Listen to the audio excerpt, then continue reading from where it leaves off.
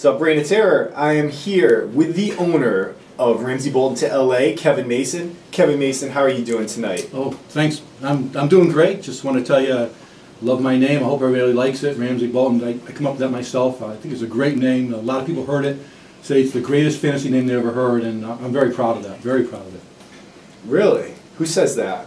Everybody I talk to. I've talked to lots of different people all over the place, and they all say it's the greatest name they've ever heard. They just love the name. Very, very proud of that name. Very proud of it. I hear you have a gift for me. Oh, yes. I just wanted to bring you something. This is my own chili powder. I make this myself. It's a recipe of my own chilies, and everybody tests it. It's the greatest chili powder they ever had. That they absolutely love it. I could probably make millions of dollars selling it, but I'm so busy with fantasy football, I don't have the time. But anyway, it's my gift to you for interviewing me, and I appreciate it. Thank you very much. Can I have the recipe? Well, I'm going to have to tell you, my lawyers have told me that I can't give you the recipe now because the patent's pending. Now, if the patent wasn't pending, I guess I could give it to you, but right now my lawyers say I can't do that. Okay, we'll move on to the next question. Sure. You are currently 5-3, tied for second place, but the power rankings, they show your team is in 12th. Oh, well, first of all, you can't believe those power rankings. I mean, the whole thing is rigged. This is a millennial conspiracy against the baby boomers, clear and simple. I've gone to independent third parties. I've talked to a lot of other people. All of them say my team is by far the best team on paper. That I really am the #1 team. And again, this is it's a rigged system. I mean, the commissioner, he's the worst fantasy commissioner in the history of fantasy football. I'm going to have to be honest with you about that. And the whole league. Insulting. I am your commissioner.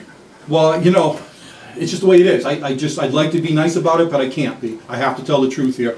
All the trades that are going on, these back alley trades that are going on by the millennials to basically defeat me. I'm 5-3. I should be 8-0. Honestly, I should be 8-0.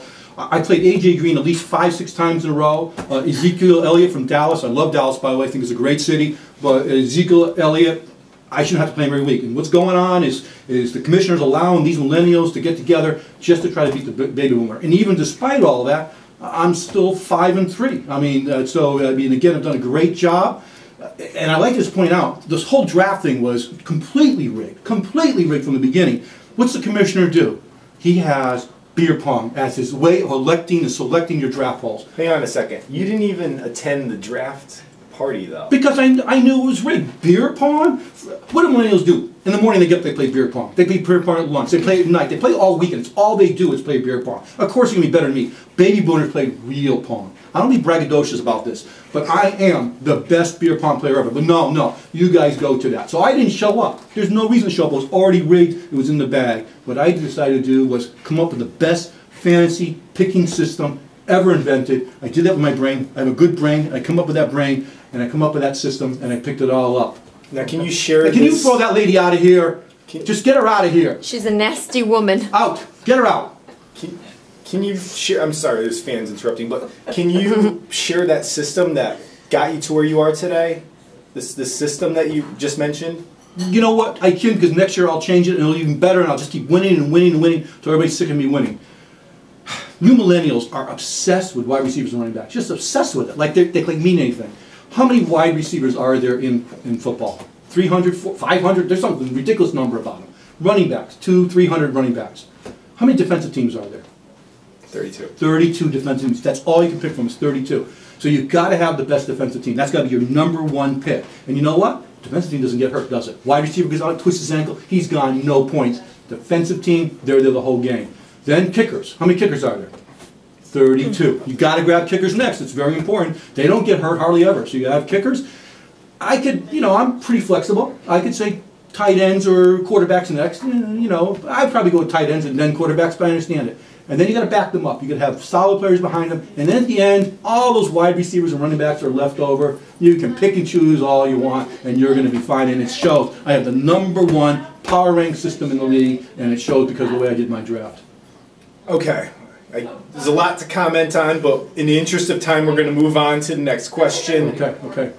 I see you haven't made any trades yet. Would you like to elaborate on why you haven't made any trades? Well, honestly, Colin, I think that's obvious. I am the greatest deal maker ever. And the millennials aren't going to make trades. I mean, they're scared. They know I take advantage of them. I would get all of their defensive teams and kickers, and they'd be out without any of them. They won't trade with me. It's clear. Is that how you got the Denver defensive team? No, yep, I got that one without a trade. There's no trade. I just took that in the draft because you had to have that team, and that's why my team is so good. Should have taken the first round.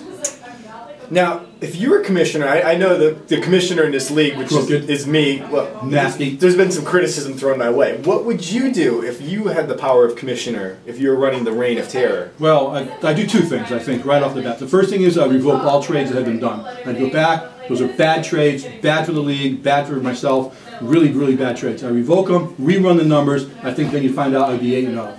Second of all, I would charge for all these trades because I know what's going on. The millennials sit there, they know I need a tight end. They go and they grab all the tight ends, they put them on the roster, none available for me. So if they had to pay for those tight ends and they had to pay for those extra players and all the trades, they wouldn't do it. Or if they did do it, there'd be a lot of money. And as commissioner, we could use that money for me to get me a new laptop or perhaps even get a new cell phone so if there's an emergency, somebody could call me. And I think that's what I would do right away if I was the commissioner of this league. Sounds like a great plan. Thank you.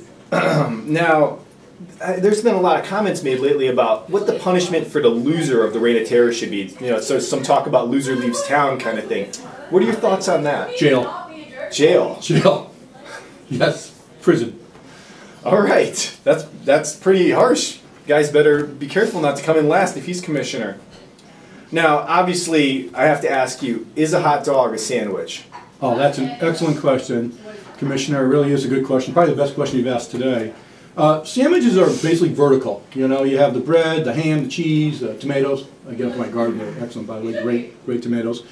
The hot dog's kind of a vertical, unless the bun splits. The cheap ones do. You turn them over, and then they could be a sandwich. And then you have to ask yourself, you know, what is a gyro?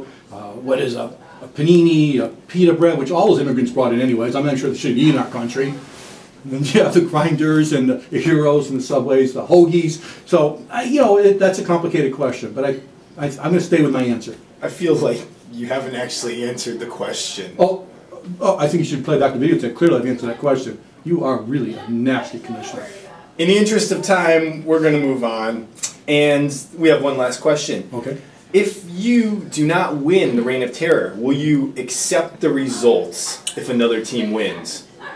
If I do not win, well, I mean, I'm going to kind of keep you in suspense and not necessarily give you an answer right now. I mean, it has to be fair. I'll have to evaluate everything, and if it's not fair, then I'm going to have to sue. But will you accept the results if another team wins? I have to review everything and see again if everything was done fairly, which I suspect it won't because this is a crooked league. And then I'd have to decide at that time, do I sue to get my money back? Do I sue all the other players in the conspiracy against the baby boomers? So there you have it, folks. Some harsh criticism coming from my own father of the Reign of Terror. I hope you guys enjoyed this 20-minute interview.